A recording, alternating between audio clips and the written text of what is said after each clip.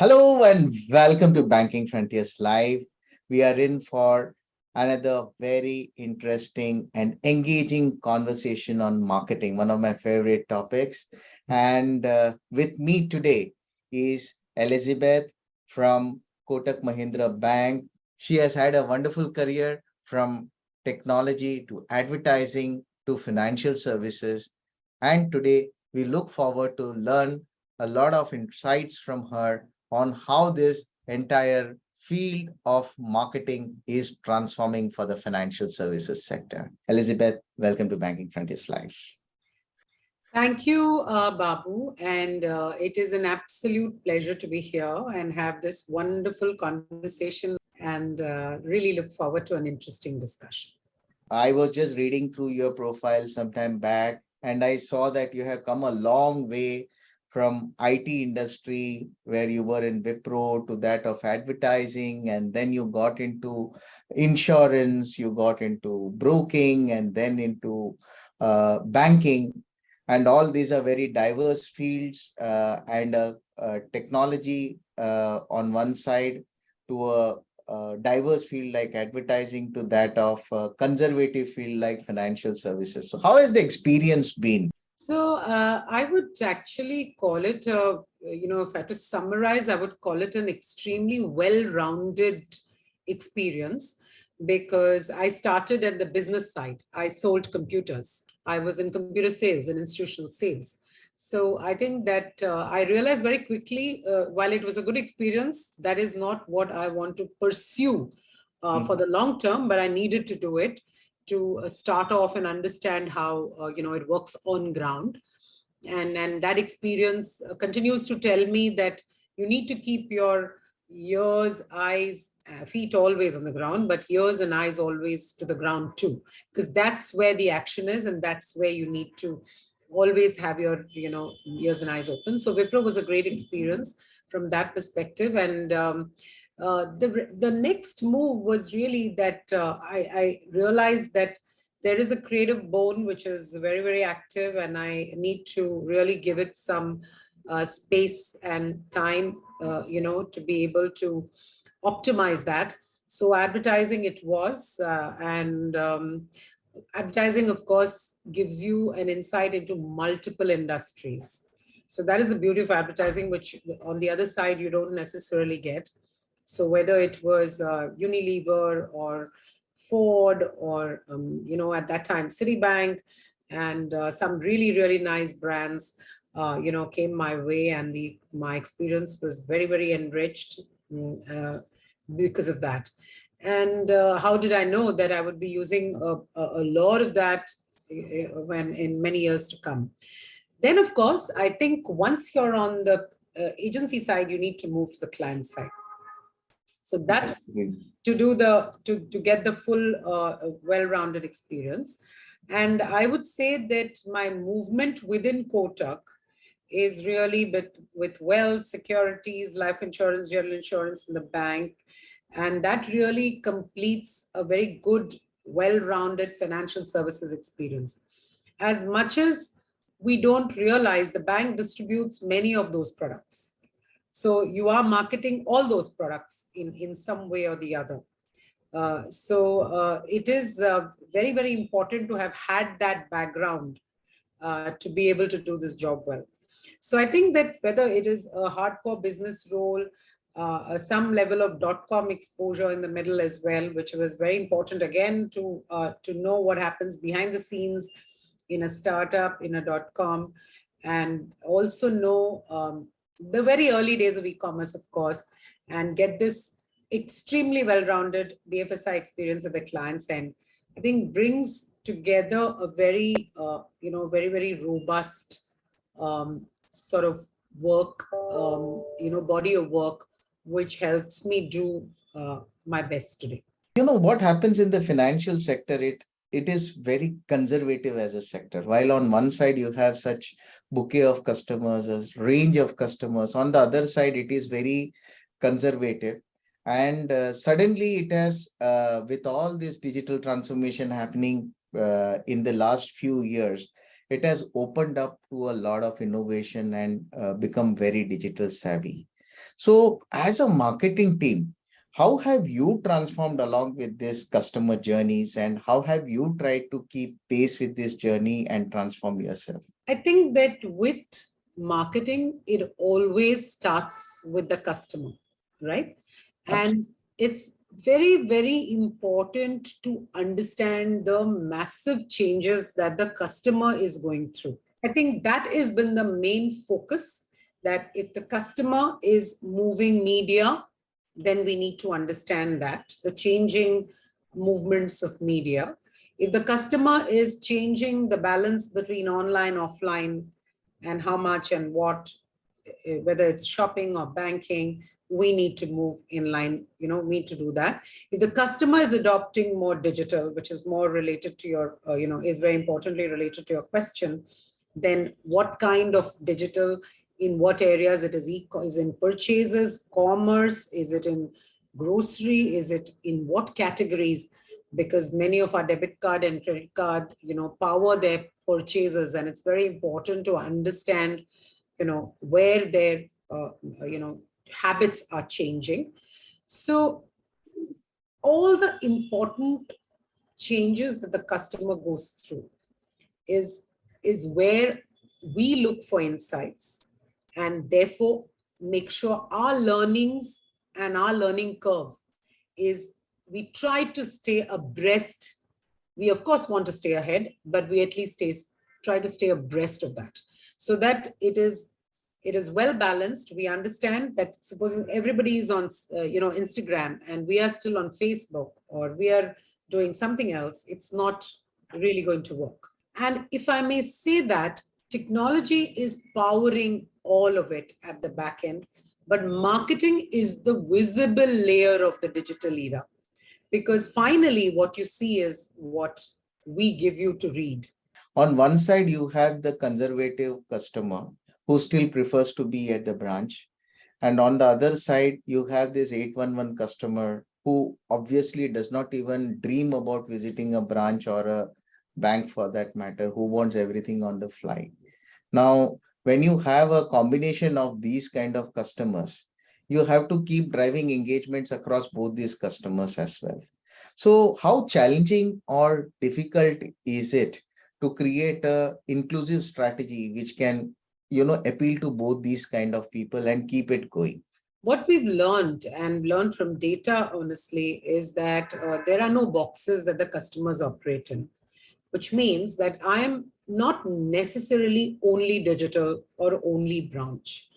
It is something that today I'm passing by the branch and I'm in the next store for something else, I may drop in. And mostly I will do, everything on digital. It could be a geographical trigger, or it could be a transaction type trigger, which means for a large overseas money transfer, I will walk in, or for a term deposit, I may walk in. But for a payment or small payments or some, ordering a checkbook or something like that, I may do it from my mobile app. So it could be transaction led, geography led, it could be type of account led. It could be like an NRE, or an NRO is always, remote, could be more or less remote. But a resident account could be, that someone wants to walk in. It could be segment related, that I'm older and I only will do digital, I'm younger and I could want to walk in. So I think that it could also be counterintuitive because of the various dynamics that customers go through in their lives. And our learning is to be omnichannel, and omnichannel and effective omnichannel, delivery, so that the customers, regardless of what their triggers are happy to, do their transactions. So what is that right from the marketing perspective that you have been doing, which has been really enabling you to achieve this kind of growth and customer support to take the businesses to the next level? So from a marketing perspective, I would say that we are building a young, trusted, digital a brand. That's what we hear in research, and that's what we continue to do. India is going to be a young demographic, And that is something that we take, we take a lot of weightage on that, because it's important to appeal to the young generation, because they are the future of this country. So there are many things which have led to this kind of work and brand imagery. One, of course, is the way our look, feel, tonality, the way we speak, our choice of brand ambassador. The other thing is the 811 and all our other digital offerings, our presence on social media. All of this, I think, adds up to the kind of imagery we have. And of course, the brand and the conduct of the brand, etc. So all of it, I think, inspires what we stand for today. We continue to work in that direction, and we hope that it will be differentiated and always stand us in good stead. One, it is regulated, and for the right reasons. We are very responsible for customers' money, and that's a very important responsibility. And it's therefore it's looked at in the right place. So I think that we are, from a marketing perspective, we are building a young, digital, trustworthy brand, and there are many things we do to build that imagery. One is, of course, the conduct of the brand, which builds and inspires trust. Our tonality, our representation, we're very conscious of how we build our brand imagery. And our choice of brand ambassador is also very, very conscious in who we talk to, who we appeal to. And India is a young demographic, and that is the future of this country. And we know that we have to, appeal to the millennial segment and be relevant to them, while reinforcing our relationship with the older customers. So how do you actually create that key differentiator or value for the customer? You're right that many of the products are similar, and it is difficult to choose. However, I do think that in many areas, we have done very differentiated products, services, and communication, because communication can't do it alone. We can only Facilitate. support. Yeah. So as a responsible marketer, we always ensure that we communicate responsibly. And in many areas, one of them I would take as image cards. We put art on our debit cards as an example, which is very, very interesting, never been done before. I think it's a world's first. We have many such products, like our PVR cards. The debit card, it's probably India's first movie debit card. So we have many interesting differentiated products, services, and I think communication, which helps us stay ahead, different, and position ourselves differently.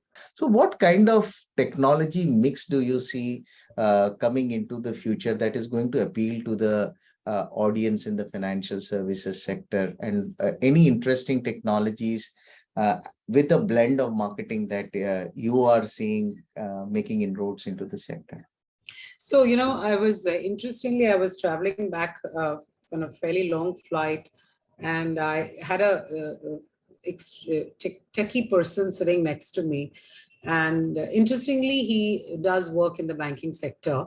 And it was a very nice conversation where I think I reconfirmed that blockchain is going to be, the biggest technology to impact not only financial services, but overall. And of course, whether it is AI, whether it's machine learning, whether it's AR, VR, since I'm adding a marketing dimension, but how much of software and hardware is required to become commonplace, how the pricing is going to be impacted at the customer end for these two things. So I think technology we did this a couple of years ago, actually. I think has many possibilities, and we're doing many interesting experiments. Early to talk about, but we are doing, we need to see which one really pays off. Multiple experiments, and I think that's also the new culture. Great. I think that has been a good insight. What, according to you, has been some of the most inspiring marketing activities that you have done? I think there's been a lot of work done on Kotak Bank, and I would not call anything mine. I would call it belongs to the team. And there are so many people who work very hard to make everything happen. I think we're proud of the work on our women's segment, Kotak Silk. Mm-hmm. Very interesting work, because there I think work meets passion. Women in formal financial services definitely needs to change exponentially. And that is the effort. Last year, our campaign, Meri Udan, where we got a lot of love. It was a installation in Gurgaon, really bringing alive a very interesting art installation of a woman, which brings alive today's Atmanirbhar woman. No, she's unstoppable. She's going places. And that was some interesting work that we've done. The work on 811 and Ranveer Singh, I don't need to say anything. I think that work speaks for itself. And there are so many. Our home loan campaign last year, which again got a lot of love, and anecdotally and with research, we got some tremendous feedback coming back, and many small things, many small things as well. I think I should stop with a few rather than tell you. Definitely. So, how do you advise the next generation of marketeers who are looking at financial brands to make their career? I think that I have this theory of a unibrain marketeer, which is increasingly becoming a reality, which is both the left brain and the right brain have to work. Data and insights and equal amount of creativity, which is a big and tall ask, is the ask today. You can't say, I'm just creative, I will not look at data. I think you need to do both. And that's going to be the most interesting challenge. And the ones who do that well will really flourish. That's number one. And number two is, you're going to be the curious case of Benjamin Button. You've got to do that, because you've got to have a connect with the Gen Z, and you will always be older than the Gen Z because you're already at work. How do you understand the millennials, continue to understand the millennials and the Gen Z, which are continuing to change under your eyes rapidly, and with very, very different preferences? And how will you market to them? And the third, of course, is how will you stay relevant, updated, future ready all the time?